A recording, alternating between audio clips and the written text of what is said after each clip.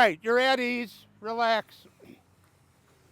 I'm standing here with you at the Legion Memorial. It's the second memorial that Palatine dedicated to veterans.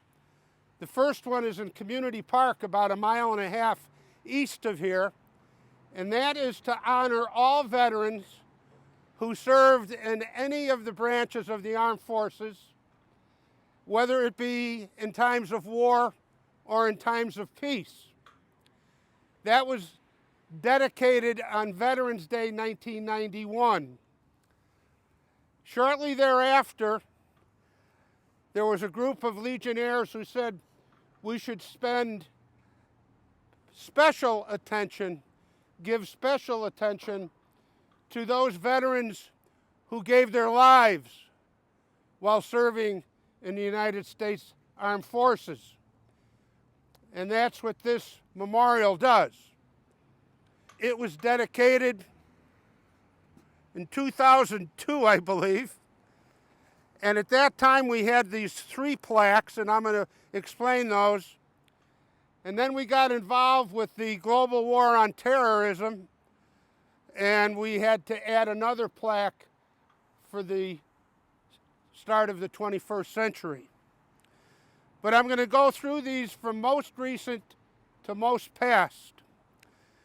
The Persian Gulf War and other campaigns.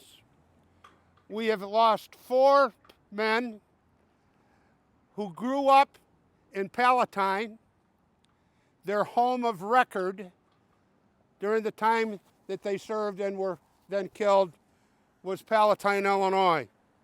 4 people. Then we have the Vietnam War that I'm most familiar with.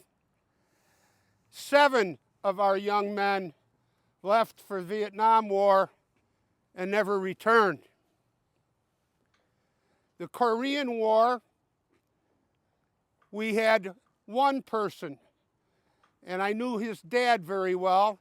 His dad was the superintendent of Inverness Golf Club, which is about 1.5 miles down the road. World War I. Palatine was a small town, probably about 2,500 people. We lost 2 men in World War I. World War II,